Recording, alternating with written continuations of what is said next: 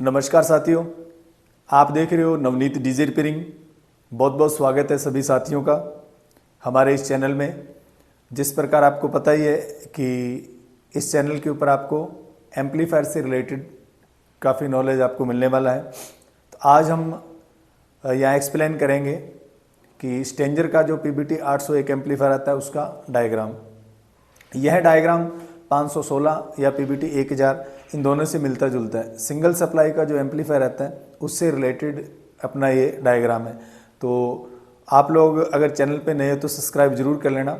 चलो करते हैं शुरू। ये हमारा स्टेंजर कंपनी का जो सिंगल सप्लाई के अंदर जिस प्रकार से आहुजा के एम्पलीफायर या सिंगल सप्लाई कहते हैं उसी टाइप से है। तो इस चीज़ को हम लोग जानेंगे कि किस प्रकार से ये जो सारी हमारे DC पावर सप्लाई है कहाँ कहाँ तक जाती है, किस तरीके से प्रत्येक ट्रांजिस्टर किस काम के लिए लगा हुआ और कैसे कैसे ये हमारा सारा सर्किट वर्क करता है। देखिए, सबसे पहले हम लोग चलते हैं आउटपुट लाइन से। यहाँ पे मैंने एक कैपेसिटर दिखाया, बल्कि सर्किट के अंदर आपको दो कैपेसिटर मिलेंगे। हमने समझना ये एक से भी समझ सकते हैं सेम, क्योंकि दूसरा पैरेलल में ही लगा रहता है। ये जो ग्राउंडिंग लाइन है, ये जो आपका आउटपुट का ट्रांसफार्मर इसके अंदर दिया गया है, उस आउटपुट के ट्रांसफार्मर की जो प्राइमरी साइड है उसके सेंटर टैप के ऊपर आपको ग्राउंड मिलेगा। जो ग्राउंड लाइन है वो ट्रांसफार्मर के प्राइमरी साइड में दो तरह से घिरी हुई रहती है, दोनों तरफ से ऐसे डिवाइड हो जाती है। और आप देखते हो कि जो इसमें अंदर ट्रांजिस्टर लगे हैं वो एक साइड में और एक साइड में सेम बराबर, यानी दोनों तरफ इसके अंदर ट्रांजिस्टर लगते हैं। दो साइडों से ये वर्क करता है उसी अनुसार जब पुश पुल होके। तो यहाँ पे मैंने यहाँ पे एक 3773 ट्रांजिस्टर लगाया, एक इधर लगाया हुआ है और एक इधर लगाया हुआ है। ये जो 3773 ट्रांजिस्टर है ये आपके 7 ट्रांजिस्टर पेयर में लगे रहते हैं, 7 इधर और 7 इधर। हम लोग एक ट्रांजिस्टर के थ्रू ही समझ लेंगे, क्योंकि उसके बाद में बाकी तो सारे जो है वो पैरेलल में ही लगे रहते हैं।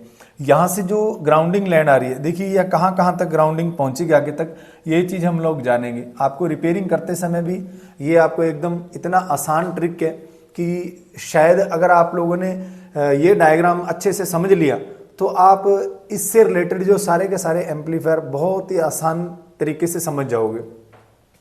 यहाँ से जो पॉजिटिव सप्लाई है, ये पॉजिटिव सप्लाई एक तो हमारी आउटपुट के ट्रांजिस्टरों के सभी तरफ जो कलेक्टर पे पहुंच जाती है, ठीक है। यहाँ से कैपेसिटर से हो सकता है रीसेट स्विच पे जाए, रीसेट स्विच के बाद में सारे के सारे जो ट्रांजिस्टर उनके कलेक्टर के ऊपर जो हमारी पॉजिटिव सप्लाई है वो पहुंच जाएगी। जैसे मैंने इस तरीके से यहाँ और यहाँ ये पॉजिटिव सप्लाई इसके कलेक्टर तक दी गई है। इसके बाद में यही सप्लाई एक हमारे आगे की तरफ बढ़ेंगे जब हम ड्राइवर सेक्शन की ओर भी जाती है। ड्राइवर सेक्शन में आप जब देखोगे तो 47 ओम 5 वाट की एक आपको रेजिस्टेंस लगी हुई मिलेगी। किसी में 2 वाट की भी लगा देते हैं, किसी में 5 वाट की भी लगा देते हैं। ये जो 47 ओम की रेजिस्टेंस है साथियों, ये रेजिस्टेंस से कुछ करंट को ये यहाँ पे कम करेगी। इसके बाद में ये जाती है हमारे 6292 ट्रांजिस्टर लगा हुआ है NPN ट्रांजिस्टर, उसके कलेक्टर पे। कलेक्टर पे जाने के बाद में यही सप्लाई है 2 के 2 का रेजिस्टेंस लगा होगा और उसके बाद में इसकी बेस को दिया जाएगा। और इसकी बेस के और ग्राउंड के बीच में 2 जीनर डायोड लगे हुए हैं 15 वोल्ट के, और दोनों जीनर डायोड वो सीरीज में लगे रहते हैं। जीनर डायोड सीरीज में लगने के बाद में वो वहाँ पे 30 वोल्टेज, उनकी जो वोल्टेज क्षमता है वो 30 वोल्टेज हो जाती है, जिससे यहाँ 6292 में जो ट्रांजिस्टर उसकी बेस के ऊपर आपको 30 वोल्टेज मिलेंगे DC। और ये अपने एमीटर से 30 वोल्टेज आउट करेगा, जो एक 4007 की डायोड से होते हुए आगे LM317 जो कि एक वेरिएबल रेगुलेटर है, उसके 3 नंबर पिन पे, 3 नंबर पिन उसकी इनपुट होती है, वहाँ ये 30 वोल्टेज चला जाता है। इसके बाद में जो इसकी 1 नंबर पिन है साथियों, वो वोल्टेज को कंट्रोल करने के लिए, एडजस्ट करने के लिए, जहाँ पे 2 के 2 का एक रेजिस्टेंस और एक कैपेसिटर लग के, और यहीं से एक 1K5 की और ग्राउंड की तरफ से 2 के 2 और 2 नंबर पिन से 1K5 के रेजिस्टेंस लेके एक वोल्टेज डिवाइडर की तरह बना के यहाँ पे लगा दिया जाता है, जिससे ये वोल्टेज यहाँ कंट्रोल होते हैं। 2 नंबर पिन से ये आउट करता है, कितने 20 वोल्टेज आउट करेगा। जो ये 20 वोल्टेज आउट करता है, इसी से आगे जो हमारा इनपुट का सेक्शन है ये सारे का सारा वर्किंग करता है। और जो ड्राइवर ट्रांजिस्टर है, इसी 20 वोल्टेज के सहारे ये इन ट्रांजिस्टरों के ऊपर जो बेस बाइसिंग है वो प्रोवाइड करवाई जाती है।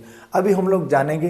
देखिए, इन ट्रांजिस्टरों के कलेक्टर के ऊपर वोल्टेज आ गए, और यही वोल्टेज हमारे जो ड्राइवर ट्रांजिस्टर है, जो ड्राइवर सर्किट रहता है उसके अंदर जो ड्राइवर ट्रांजिस्टर लगे रहते हैं, जैसे किसी में 4007 लग जाते हैं या किसी के अंदर 3055 लग जाते हैं, तो वहाँ उनके कलेक्टर के ऊपर भी वही वोल्टेज आपका जो आउटपुट के ट्रांजिस्टरों पे जाता है, वही वोल्टेज 4007 जो ट्रांजिस्टर लगे हुए हैं उनके कलेक्टर के ऊपर भी पहुँचता है।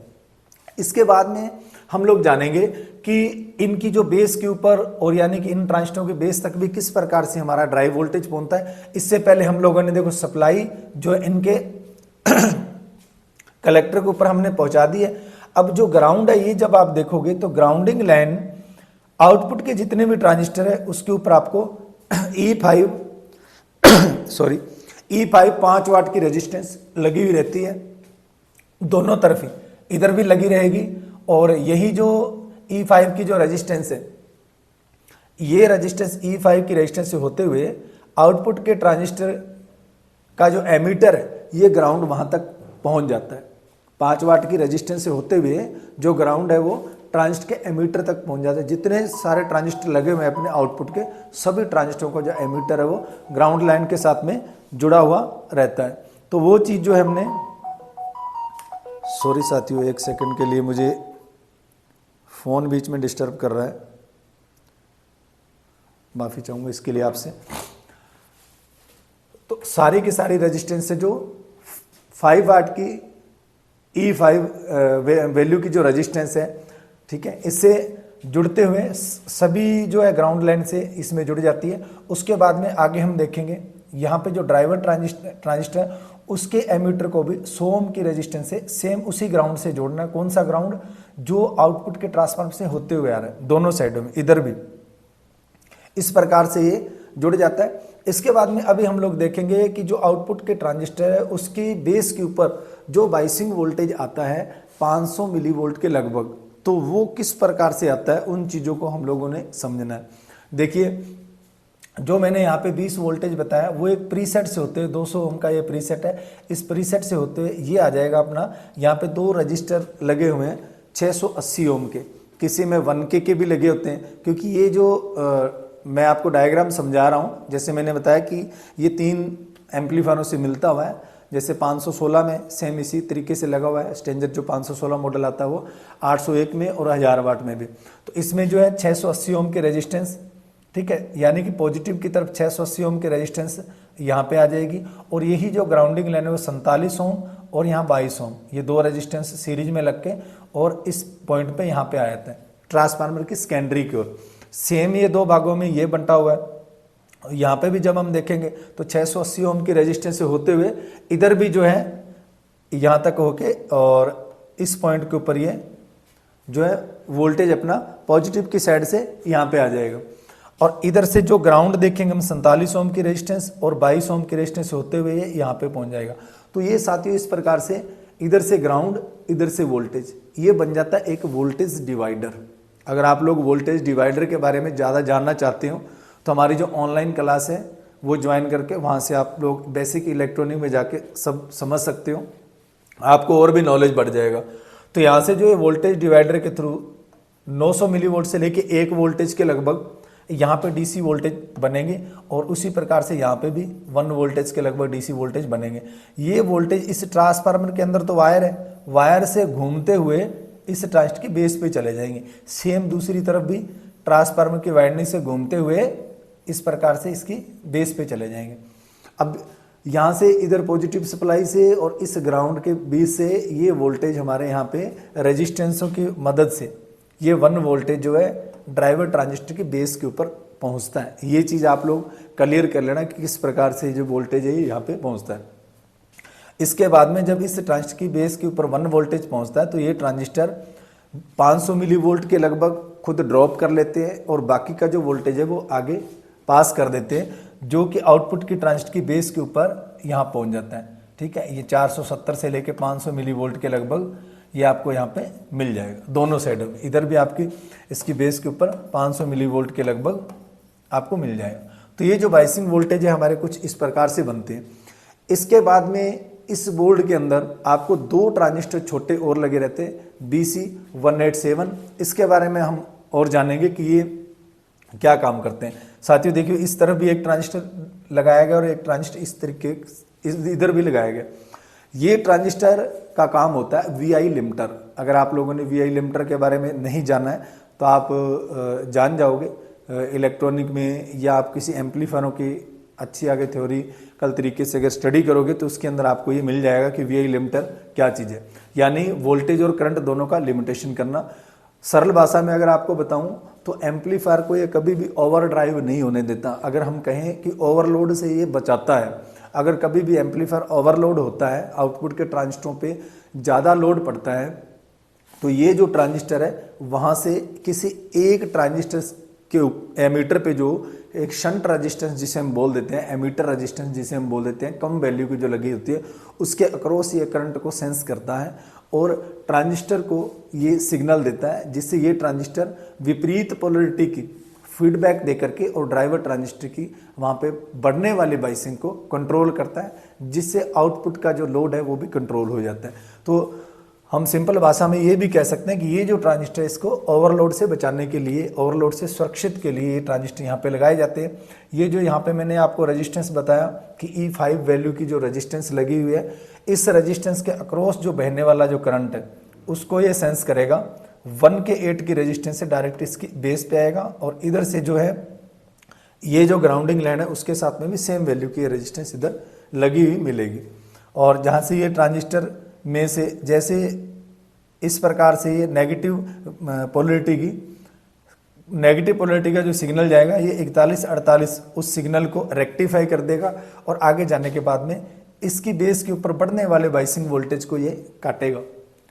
इसके बेस के ऊपर बढ़ने वाले बाइसिंग वोल्टेज को ये काटेगा अगर एम्पलीफायर ओवरलोड होता है। तो जैसे ये काटेगा तो उसमें जो ओवरलोड हो रहा है उसको ये कंट्रोल करेगा, जिससे एम्पलीफायर हमारा बहुत ही सुरक्षित तरीके से चलेगा। सेम दोनों साइड में एक ही तरह से 47 ओम का जो रेजिस्टेंस होता है, इसके पैरेलल में एक एक एनटीसी लगती है, ठीक है, एक इधर भी और एक इधर भी। 101 नंबर होता है इसका, 100 ओम से लेके 100 ओम के लगभग इसकी जो है रेजिस्टेंस रहता है, 100 ओम से प्लस भी रहता है। और ये रेजिस्टेंसों का अक्सर जो वैल्यू भी चेंज हो जाती है, आप लोग इसको समय समय पे चेक भी करना जरूरी रहता है। जो ये एनटीसी है, इससे क्या फॉल्ट बनते हैं, अगर इसकी वैल्यू शिफ्ट हो जाती है तो आपको यहाँ पे मिलने वाली जो बाइसिंग वोल्टेज है वो शिफ्ट हो जाते हैं, अलग अलग हो जाते हैं, बराबर आने चाहिए, किसी में ज़्यादा या किसी में कम, इस तरीके से हो जाता है। क्योंकि ये जो एनटीसी है ये टेम्परेचर को सेंस करने वाली है, तो जो गर्मी सर्दी का माहौल है उसकी वजह से भी, या कई बार ओवर टेम्परेचर के कारण भी इनका ही जो वैल्यू है वो शिफ्ट हो जाती है, जिसके चलते जो एम्पलीफायर है उसके अंदर भी ऐसी प्रॉब्लम आने लग जाती है कि एक साइड के ट्रांजिस्टर ज़्यादा हीट हो रहे हैं, एक साइड के ट्रांजिस्टर कम हीट होते हैं। तो बहुत सारे लोग इसके बाद इसको छेड़ते ही नहीं है, चेक ही नहीं करते हैं, तो इसको भी चेक कर सकते हैं, करना भी जरूरी होता है। अगर कभी भी हमारे एम्पलीफायर में दोनों साइड के बाइसिंग वोल्टेज अगर बराबर नहीं आ रहे तो आपको ये जो एनटीसी है इसको प्रॉपर चेक करना चाहिए। और सेम वैल्यू की जब आप इसमें लगा दोगे तो उसके बाद में आपका वो फॉल्ट है वो भी क्लियर हो जाएगा। तो ये जो ड्राइवर सेक्शन के अंदर जो दोनों ड्राइवर ट्रांजिस्टर थे, यहाँ पे आके इस प्रकार से इसका अरेंजमेंट किया जाता है। और ये जो वाइंडिंग होती है साथियों, इसमें ड्राइवर जो ट्रांसफार्मर है इसकी जो सेकेंडरी वाइंडिंग होती है वो 2 भागों में बंटी हुई रहती है। इसके बारे में भी आपको थोड़ा डीपली नॉलेज दे देता हूँ मैं। ये जो ड्राइवर ट्रांसफार्मर रहता है, इस ट्रांसफार्मर को वैसे हम एक इंजीनियरिंग भाषा के अंदर इसे हम पुश पुल ट्रांसफार्मर कहते हैं, single end push pull, push pull नहीं sorry, single end push pull, यानी कि इसकी जो प्राइमरी साइड है वो सिंगल है और जो सेकेंडरी साइड है वो 2 भागों में बंटी हुई है। और यहाँ पे जो सिग्नल इसके अंदर, क्योंकि एसी सिग्नल यहाँ पे इस प्रकार से जनरेट होना है, और यहाँ पे आगे जो ट्रांजिस्टर है ये दोनों ट्रांजिस्टर एनपीएन है, दोनों ट्रांजिस्टर यानी कि पॉजिटिव सिग्नल को पकड़ने वाले हैं। तो यहाँ पे जो पॉजिटिव सिग्नल है उसको, तो ये सपोज करो कि ये वाली वाइंडिंग है पॉजिटिव सिग्नल को पकड़ लेगी और आगे जो हमारा ट्रांजिस्टर एनपीएन लगा हुआ है उसकी बेस को पॉजिटिव दे देगी कि जिससे वो फॉरवर्ड हो जाएगा और आगे सिग्नल को पास कर देगा। ये जो नेगेटिव है, अब नेगेटिव को पकड़ने के लिए तो आगे पीएनपी ट्रांजिस्टर हो तो काम चलेगा, फिर ये नेगेटिव सिग्नल कैसे दूसरे ट्रांजिस्टर तक पहुँचता है, इसके लिए यहाँ समझने वाली बात है कि ये जो नेगेटिव जो सिग्नल है ये ट्रांसफार्मर के थ्रू इसकी पोलरिटी चेंज होती है। ट्रांसफार्मर के थ्रू इसकी पोलरिटी जो चेंज होती है, कैसे होती है, क्योंकि ये जो ट्रांसफार्मर है ना, जो इसकी वाइंडिंग है वो एक वाइंडिंग तो सीधी लिपटी होती है, एक वाइंडिंग उल्टी लिपटी होती है। जो वाइंडिंग इसकी उल्टी लिपटी होती है वो वाइंडिंग ये जो नेगेटिव फेस है उसका फेस बदल देती है। जो नेगेटिव पोलैरिटी का जो सिग्नल आएगा उसकी पोलैरिटी चेंज करके पॉजिटिव में कन्वर्ट कर देती है। तो जैसे ये पॉजिटिव में बदल देता है तो आगे वाले ट्रांजिस्टर को पॉजिटिव ही चाहिए। जब पॉजिटिव आया तो ये वाला ऑन हो गया, जब नेगेटिव आया तो उस समय पोलैरिटी चेंज होके ये वाला ऑन हो गया। तो ये ट्रांजिस्टर दोनों बारी बारी से वर्क करेंगे। जितना भी हमारा यहाँ पे यानी कि इन ट्रांजिस्टरों से जो भी करंट फॉलो हो रहा है या हमें आउटपुट के अंदर कितना करंट फॉलो हो रहा है वो साथियों सारे का सारा करंट एक बार एक साइड के सारे ट्रांजिस्टरों पे गिरता है, दूसरी बार दूसरी साइड के सारे ट्रांजिस्टरों पे गिरता है। कभी भी आप ये बात ध्यान रखना कि जो भी हमें आउटपुट में करंट मिल रहा है वो करंट कभी भी दोनों भागों में आधा आधा नहीं होता, वो बारी बारी से आता है। एक बार इधर गिरेगा, एक बार इधर गिरेगा, एक बार इधर गिरेगा, एक बार इधर गिरेगा। बहुत सारे लोगों का यह क्वेश्चन होता है कि क्या इतने सारे ट्रांजिस्टर लगे हैं तो ये क्या आधा आधा, जैसे कि मान लो 10 एम्पेयर करंट गिरा है तो क्या 5 एम्पेयर इधर और 5 एम्पेयर इधर गिर के फिर इकट्ठा होता है? ऐसा नहीं होता। अगर हमें आउटपुट में 10 एम्पेयर करंट मिल रहा है तो वो 10 एम्पेयर ही तो एक साइड में गिरेगा और 10 एम्पेयर ही एक साइड में गिरेगा, क्योंकि वो बारी बारी से गिरता है। इसका सिद्धांत क्या है? क्योंकि यहाँ से जो हमारा सिग्नल होता है वो भी बारी बारी से जाता है तो उसी अनुसार ये पुश पुल में काम करता है। तो वो करंट में हमारा जो है बारी बारी में अपनी दिशा जो है चेंज करता रहता है। यहाँ तक उम्मीद करूँगा कि आप लोगों को समझ में आ गया है। इसके बाद में हम लोग आगे बढ़ेंगे। जो हमारा ड्राइवर ट्रांसफार्मर, इसके हम लोग प्राइमरी साइड की तरफ चलेंगे कि प्राइमरी साइड में किस प्रकार से ये वर्क करता है। ये जो 20 वोल्टेज थे साथियों, ये यहाँ से हम आगे बढ़ेंगे तो यहाँ पे एक 220 ओम का रेजिस्टेंस लग के उसके बाद में सप्लाई आगे जा रही है। ये यहाँ पे 220 ओम का रेजिस्टेंस क्यों लगाया जा रहा है? क्योंकि यहाँ पे जो 20 वोल्टेज है ना, उस वोल्टेज को और भी आगे कम किया जाता है। एम्पलीफायरों में ये सिद्धांत है साथियों कि कभी भी डायरेक्टली कोई सिग्नल है हम वो डायरेक्ट हाई वोल्टेज के ट्रांजिस्टर को नहीं प्रोवाइड करवा सकते, क्योंकि डायरेक्ट अगर प्रोवाइड करवाते हैं तो क्वालिटी के अंदर बहुत सारे इश्यू आते हैं, क्लैरिटी नहीं रहती, डिस्टॉर्शन बहुत ज़्यादा हो जाता है। तो कभी भी कोई एम्पलीफायर का जो सिद्धांत है, चाहे वो 50 वोल्टेज पे काम कर रहा है तो उसे वोल्टेज को कई सारे भागों में छोटा छोटा करते करते फिर जाके लिया जाता है। देखिए यहाँ पे मैंने आपको बताया कि 45-50 वोल्टेज के लगभग रहेगा। यहाँ ये 30 वोल्टेज बना, इसके बाद में यहाँ पे 20 वोल्टेज बना, इसके बाद में जब हम यहाँ आए तो यहाँ पे कुछ 12-13 वोल्टेज के लगभग हो जाएगा। इसी प्रकार से ये वोल्टेज आगे आगे घटता चला जाएगा। जब आप इसके माइक वाले पोर्शन में जाओगे तो माइक वाले पोर्शन के अंदर जो ट्रांजिस्टर लगे रहते हैं वहाँ अगर आप देखोगे डायरेक्टली ट्रांजिस्टर के कलेक्टर के ऊपर वोल्टेज अगर आप चेक करोगे तो वहाँ पे आपको ये 3 से 4 वोल्टेज या 5 वोल्टेज तक की सप्लाई मिलेगी आपको। और अगर उस सेक्शन में जाने वाली वोल्टेज देखोगे तो आपको ये 8-9 वोल्टेज के लगभग मिलेगी। यानी कि बहुत ही छोटे वोल्टेज से सिग्नल को एम्पलीफाई करना शुरू किया जाता है। उसी के अनुसार जैसे जैसे आगे पावर सप्लाई बढ़ती जाएगी वैसे वैसे उसका एम्पलीफिकेशन भी बढ़ता जाएगा। ये डीपली चीज़ें आगे चल के हम फिर और बातें करेंगे इसके बारे में। अभी हम समझते हैं कि आगे ये सिग्नल किस प्रकार से वर्क करता है। यहाँ पे देखिए अब तो 2 ट्रांजिस्टर मिले, दोनों NPN ट्रांजिस्टर लगे हुए हैं। और ये जो यहाँ का इसका इनपुट सिंगल सप्लाई का जो सिद्धांत होता है ये सारे का सारा वोल्टेज डिवाइडर के अनुसार चलता है। तो यहाँ जो इसकी बेस है, इसकी बेस को जो बाइसिंग वोल्टेज दिए जा रहे हैं, एक इधर रेजिस्टेंस और एक इधर रेजिस्टेंस, ये जो रेजिस्टेंस हमारी पॉजिटिव सप्लाई की ओर और ये रेजिस्टेंस है इसको ग्राउंड की ओर से जुड़ी हुई है। तो यहाँ पे इन दोनों रेजिस्टेंसों की मदद से इसकी बेस के ऊपर 2.5 वोल्टेज दिया जाता है, जिससे transistor any time fully on रहे। ठीक है, एनी टाइम ये ट्रांजिस्टर यहाँ पे फुली ऑन रहे, इसके लिए इसकी बेस के ऊपर 2.5 वोल्टेज दिया जाता है। एमीटर के ऊपर 560 ओम की रेजिस्टेंस लगाई जाती है और कलेक्टर को 2K7 की रेजिस्टेंस से पावर सप्लाई से जोड़ा जाता है। इस प्रकार से एक ट्रांजिस्टर के ऊपर 4 रेजिस्टेंसें लग जाती है। 2 रेजिस्टेंस बेस के साथ में जुड़ती है सप्लाई और ग्राउंड की ओर से, और एक रेजिस्टेंस कलेक्टर के साथ में जुड़ती है सप्लाई से कलेक्टर की ओर, एक रेजिस्टेंस एमीटर से ग्राउंड की ओर जुड़ जाती है। तो उसके बाद में यहाँ पे जो सिग्नल है साथियों, यहाँ पे एक कपलिंग कैपेसिटर लगा हुआ है जो कि इलेक्ट्रोलाइटिक कैपेसिटर है। इसके ऊपर यहाँ पे हमारा जो ऑडियो का सिग्नल है वो यहाँ पे आएगा सबसे पहले इस जगह। ये ऑडियो के सिग्नल के अंदर कुछ न कुछ डीसी भी होती है, सिग्नल के साथ में कुछ न कुछ डीसी होती है। तो ये जो कपलिंग कैपेसिटर है ये यहाँ पे क्या करता है, उस डीसी को तो रोक लेता है और जो एसी सिग्नल है उस एसी सिग्नल को पास करके यहाँ पे ट्रांजिस्टर के बेस को दे देता है। ये ट्रांजिस्टर हमारा क्या करता है कि कलेक्टर की तरफ से इसमें से आउटपुट ली जाती है। अभी हमें पता है कि यहाँ से जो सप्लाई है कलेक्टर के ऊपर डीसी वोल्टेज भी है और ये जो सिग्नल है वो भी अपना कलेक्टर की तरफ से आउटपुट किया गया है। तो यहाँ पे फिर एक कपलिंग कैपेसिटर लगाया गया है जो इसमें जो कलेक्टर की तरफ डीसी है वो तो इस डीसी को ये इधर रोक लेगा और यहाँ पे क्योंकि डीसी और एसी में ये सिग्नल है वो मिक्स होता है तो जो एसी सिग्नल है उसको ये आगे पास करके आगे वाले ट्रांजिस्टर की बेस पे दे देगा। अब जब हम आगे वाले ट्रांजिस्टर की बेस पे देखेंगे तो इस ट्रांजिस्टर की बेस को भी वही दो रेजिस्टेंसों से सप्लाई की तरफ ये लग गया, ग्राउंडिंग की तरफ ये 68 के का रेजिस्टेंस लग गया और यहाँ पे इसकी बेस पे भी आपको 2.5 वोल्टेज के लगभग मिलेंगे। अब 2.5 में से 500-600 मिली वोल्ट या ट्रांजिस्टर खुद ड्रॉप कर लेगा और 1 के 8 वोल्टेज आपको इसके आउटपुट में मिल जाएंगे। तो इस तरीके से और इधर इसके कलेक्टर के ऊपर 1 के की रेजिस्टेंस से इसके कलेक्टर को सप्लाई दे दी जाएगी। अब जो सेकंड वाला ट्रांजिस्टर है साथियों उसके भी जो आउटपुट लिया गया है क्योंकि इसके कलेक्टर से ही आउटपुट लिया जाए और कलेक्टर के ऊपर सप्लाई होती है। अब कलेक्टर में जो डीसी वोल्टेज है अगर वहीं पे आके जो एसी सिग्नल कलेक्टर के ऊपर हमारे एसी और डीसी मिक्स सिग्नल रहते हैं तो जहाँ से ये जो कैपेसिटर है ये इसकी डीसी को तो इधर ही रुकने देगा और इसमें से जो एसी सिग्नल उसको आगे पास कर देगा।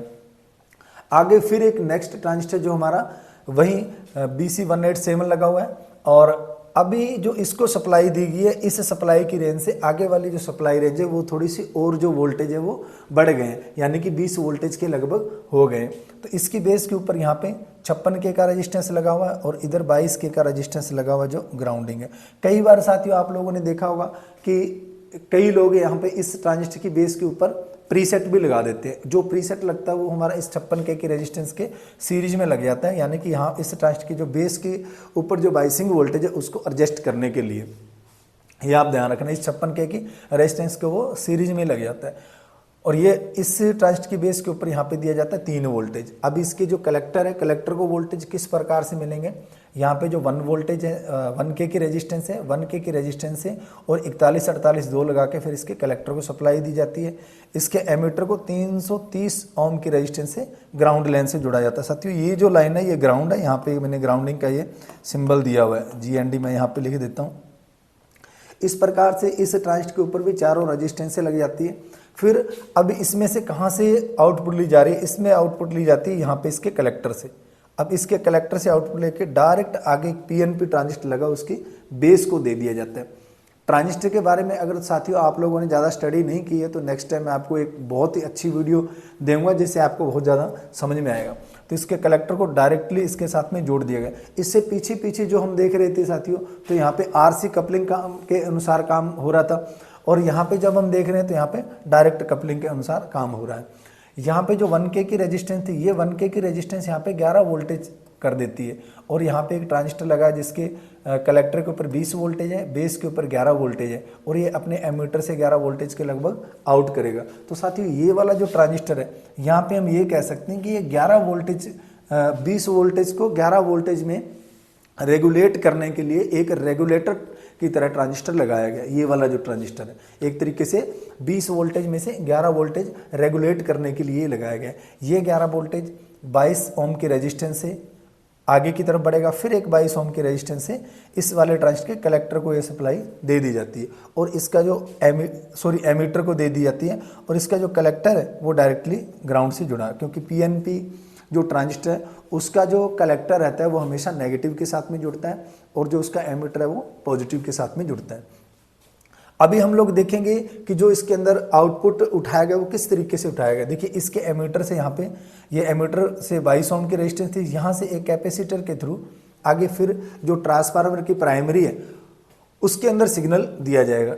ये जो ड्राइवर ट्रांसफार्मर की प्राइमरी है वो एक लाइन इधर से डायरेक्टली ग्राउंड के साथ में जुड़ी हुई है और ग्राउंड के साथ में जुड़ते जुड़ते सीधा ये कैपेसिटर के यहाँ पे आ गई और दूसरा यहाँ से इस कैपेसिटर से जो सिग्नल को उठाया जा रहा है। अब ये कैपेसिटर क्या करेगा, जो यहाँ इसकी कलेक्टर के एमीटर के ऊपर 11 वोल्टेज के लगभग थे वो यहाँ 11 वोल्टेज को यहाँ फिक्स रखेगा क्योंकि जो हम आउटपुट ले रहे हैं इसके एमीटर की ओर से तो यहाँ पे भी DC और AC में मिक्स जो होता है वो सिग्नल होता है, AC और DC में मिक्स रहेगा जिससे DC को तो ये कैपेसिटर है यहाँ पे रोक करके रखेगा और AC को ये किसको दे देगा, इस ट्रांसफार्मर को दे देगा। अब जो आहूजा वाले में और इसमें लगता है इसमें थोड़ा सा अंतर है। आहूजा वाला जो आप एम्पलीफायर देखोगे उसके जो प्राइमरी साइड में है, इस ट्रांसफार्मर के प्राइमरी साइड में वहाँ पे आपको वोल्टेज मिलेंगे, और जो PBT 801 वाला जो ये ड्राइवर है उसके ऊपर आपको यहाँ पे वोल्टेज नहीं मिलेंगे, इसको ये आपको ग्राउंड से जुड़ा हुआ मिलेगा। अब फर्क सिर्फ इतना है कि उसकी जो टैपिंग है वो उन्होंने इस सप्लाई के साथ में इधर जोड़ दी। फर्क देखोगे तो सिर्फ इतना है, ये जो कैपेसिटर लगा है आहूजा वालों ने ये कैपेसिटर इधर लगा दिया ग्राउंडिंग लाइन के साथ में, और जो ट्रांसफार्मर की टैपिंग है वो यहाँ डायरेक्ट जोड़ दिए। इन्होंने कैपेसिटर इधर लगा दिया और ये इधर, सिर्फ इतना ही फर्क है कि ये कैपेसिटर आहूजा ने नीचे ग्राउंड की तरफ लगा दिया था और इन्होंने सप्लाई की तरफ लगा दिया। काम सेम ही होना चाहिए, इधर लगा दिए चाहे इधर लगा दिए, क्योंकि ये कैपेसिटर हमारा एक तरह से AC की लाइन में ही काम करेगा। चाहे तो ये कैपेसिटर हम इधर भी लगा सकते हैं, कोई बड़ी बात नहीं है, क्योंकि कैपेसिटर का ग्राउंड का सिरा इधर जुड़ जाएगा और पॉजिटिव वाला सिरा ऊपर से जुड़ जाएगा, फिर इसके अंदर आपको वोल्टेज दिखाई देंगे। अब इन्होंने क्या किया कि ट्रांसफार्मर का जो एक टैपिंग है उसको ग्राउंड से कर दिया। अब ग्राउंड है वो कैपेसिटर से ट्रांसफार्मर से अंदर से होते हैं, फिर जाके कैपेसिटर के ग्राउंड से जुड़ा है। तो चाहे कैपेसिटर इधर लग गया चाहे इधर लग गया, वर्किंग सेम की सेम होगी। जिस तरीके से क्या रहेगा कि यहाँ पे इसके अंदर जो AC वोल्टेज सिग्नल आने वाला हमारा यहाँ से बुस्ट होते होते जब यहाँ पे आके 11 वोल्टेज की सप्लाई के अनुसार यहाँ पे AC वोल्टेज जनरेट होंगे, तो वही वोल्टेज आगे जाके दो भागों में डिवाइड होके ड्राइवर ट्रांजिस्टर के बेस पे पहुँचेंगे, यहीं से होते हुए आउटपुट ट्रांजिस्टर के बेस पे पहुँचेंगे, और वहीं से होते हैं आपका जो आउटपुट का ट्रांसफार्मर है वहाँ तक पहुँच जाते हैं। आउटपुट का ट्रांसफार्मर हमारा पुश पुल में वर्क करता है, जिससे एक एक टैपिंग के अनुसार अपनी जो दोनों जो उसकी साइड है उसके अनुसार सिग्नल क्या करता है, अपनी हाफ साइकिल को ट्रांसफार्मर की मदद से पूरी कर लेता है। तो इस प्रकार से हमारा ये सर्किट वर्क करता है। इसी में जब हम देखेंगे साथियों कि ये जो हमारी ट्रांसफार्मर से आ रही थी जिसको लोग फीडबैक बोल देते हैं, देखो मैंने आपको दो कंडीशनें दिखाई है। अगर हम एक DC के अनुसार, DC लेवल के अनुसार जब चेक करते हैं एम्पलीफायर को, हम रिपेयर करते हैं, तो मैंने उसके अनुसार भी आपको इसके अंदर बता दिया कि किस प्रकार से ये वर्क करेगा। और जब ये एम्पलीफायर वर्क करता है तो यही लेन हमारी फीडबैक की तरह काम करती है, और आउटपुट का कुछ हिस्सा वापस इनपुट के अंदर दे दिया जाता है। कभी भी अगर किस सप्लाई लेवल के ऊपर करंट का क्या फ्लो है उसका फीडबैक यहाँ पे इनपुट सेक्शन में दिया जाता है। कभी भी आगे अगर ओवरलोड होता है तो उस चीज़ का भी यहाँ पे इनपुट के अंदर सेंस मिलता है, और जो एम्पलीफायर का गेन है वो भी हमारा इस रेजिस्टेंस के थ्रू यहाँ पे कंट्रोल किया जाता है। या आउटपुट का कुछ भाग वापस, यानी कि इधर का सेक्शन है जो इनपुट का सेक्शन है, इधर का सेक्शन है जो आउटपुट है, यहाँ की जो सूचना है इस फीडबैक रेजिस्टेंस के थ्रू वापस इनपुट सेक्शन के अंदर दे दी जाती है, जिससे हमारा गेन जो है वो कंट्रोल होता है। अभी इसके बाद में साथियों एक चीज़ हो रहेगी जो यहाँ पे ये ट्रांजिस्टर बचा हुआ है। इस ट्रांजिस्टर का काम है, ये हमारा करता है सर, ये जो ट्रांजिस्टर हमारा थर्मल प्रोटेक्शन के लिए ये हमारा लगा हुआ है। तो ये जो थर्मल प्रोटेक्शन में किस प्रकार से साथियों वर्क करता है, ठीक है, हम इसको ओवर थर्मल भी कह सकते हैं, ओवर टेम्परेचर प्रोटेक्शन भी, OTP। जब हमारा आउटपुट का जो जहाँ पे ट्रांजिस्टर लगे हुए हीट सिंक के ऊपर, वहाँ पे आपको एक थर्मोस्टेट लगा हुआ मिलेगा। जो थर्मोस्टेट पहले शॉर्ट होता है, तो जैसे हीट सिंक के ऊपर वो कसा होता है, ट्रांजिस्टर अगर ओवर हीट जाते हैं तो वो थर्मिस्टर क्या करता है, पहले शॉर्ट होता है बाद में वो ओपन हो जाता है। तो वो मैंने यहाँ पे आपको थर्मिस्टर भी कुछ इस प्रकार से दिखाया गया है। उस थर्मिस्टर की जो वायर हैं वो एक वायर तो ग्राउंड से जुड़ती है और एक वायर हमारे यहाँ पे आके जुड़ती है। किस जगह में, ये जो 20 वोल्टेज थी ये यहाँ पे जाएगी, एक 1K5 के रेजिस्टेंस से होके आगे बढ़ेगी, ये एक फिर 1K5 के रेजिस्टेंस होके आके ट्रांजिस्टर के बेस तक जुड़ जाती है। ओके, और यहीं पे जो ट्रांजिस्टर का कलेक्टर है वो जाके हमारा सीधा ऑडियो लाइन के साथ में यहाँ जुड़ जाता है। जब कभी भी ओवर टेम्परेचर होता है तो ये थर्मिस्टर साथियों पहले तो होता है शॉर्ट। जब ये शॉर्ट होता है तो यहाँ ये जो ग्राउंड है वो इस 1K की रेजिस्टेंस के बाद में जो वोल्टेज आते हैं ना, वो यहाँ पे आके इस वोल्टेज को मिस करे रखता है, रोक के रखता है इस वोल्टेज को, जिससे ट्रांजिस्टर हमारा ऑन ना हो। जब कभी भी मान लो कि ओवर टेम्परेचर होता है तो ओवर टेम्परेचर के दौरान क्या होता है कि ये जो हमारा थर्मिस्टर है, यहाँ पे थर्मिस्टर हमारा ओपन हो जाता है इस तरीके से।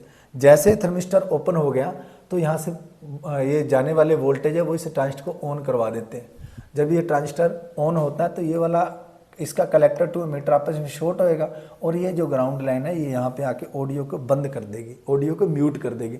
आप इसको OTP का भी नाम दे सकते हो कि ओवर टेम्परेचर प्रोटेक्शन, या आप इसको म्यूट का भी कह सकते हो कि हमारा ट्रांजिस्टर यहाँ पे म्यूट की तरह काम करता है। यानी कि एक तरह की से ये एक स्विच लगाया हुआ है म्यूट, ऑडियो को म्यूट करवाने के लिए। ओवर टेम्परेचर पे जैसे ही हमारा आउटपुट सेक्शन जाता है तो ये एक तरह की स्विच है कि जो कि एम्पलीफायर के ऑडियो को म्यूट कर देता है। तो ये एम्पलीफायर कुछ इस प्रकार से, इसका जो डायग्राम मैंने आपको समझाया वो इस प्रकार से ये एम्पलीफायर वर्क करता है। इस तरह की अगर और भी आप लोगों ने वीडियोस देखनी है, समझनी है, आपने अपने स्किल को बढ़ाना है, और देखिए अगर आपने इस चीज़ को सीखना है तो सीखने के लिए आपको स्किल को बढ़ाना पड़ेगा, अपनी शॉप के ऊपर आपको प्रैक्टिकल भी करना पड़ेगा। इस तरीके की और भी अगर आप लोग वीडियो देखना चाहते हो तो साथियों हमारा प्ले स्टोर के ऊपर आपको एप्लीकेशन मिल जाएगा नवनीत डीजे रिपेयरिंग के नाम से। जैसे आप उस एप्लीकेशन को डाउनलोड करोगे, डाउनलोड करने के बाद में आपने उसके अंदर अपना ईमेल और फ़ोन नंबर वो मांगेगा, वहाँ पे आपने अपना फ़ोन नंबर और ईमेल डालना है, जिससे आप उसमें लॉगिन हो जाओगे। लॉगिन होने के बाद में आपको वो कई सारे कोर्सेज दिखाएगा, ठीक है, बेसिक से लेके आपको आगे एडवांस तक। अगर आप लोग किस कंडीशन में हो, आप नए हो या आपको 2-4 महीने हुए या 2-3 साल हुए, कितने दिनों से आप लोग काम कर रहे हो, आप अपनी योग्यता और अपने अनुभव के अनुसार वहाँ पे आप चूज कर सकते हो, वहाँ पे आप चूज करके आप उसको बाय कर सकते हो और वहाँ पे जुड़ सकते हो और वो सीख सकते हो। देखिए वहाँ पे जो भी चीज़ें आपको बताई जाएगी वो एकदम आपको स्किल वाली चीज़ें बताई जाएगी, आपको वहाँ पे बहुत सारा अनुभव मिलेगा, ठीक है। अब उसके अंदर ऐसा नहीं कि आप वो ज्वाइन कर लो, आपको ये माइंड लेके ज्वाइन करो कि यार मुझे तो सिर्फ फाल्ट चाहिए, मैं ज्वाइन कर लेता हूँ, सामने वाला मुझे ये बता दे कि तू ये निकाल के ये डाल दे, तेरा काम हो गया।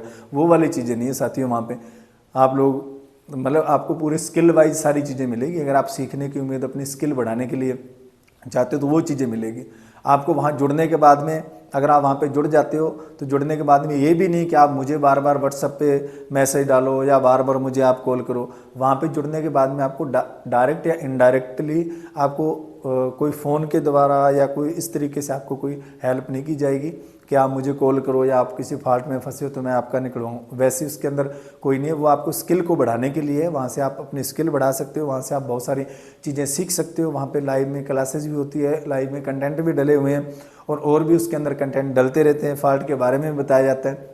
जैसे जैसे आप लोगों की जो नॉलेज है वो बढ़ता जाएगा, नॉलेज आपका, उसी के अनुसार आप लोगों की वहाँ पे समझ भी बढ़ती रहेगी और आपके जो फॉल्ट है वो भी क्लियर होते रहेंगे।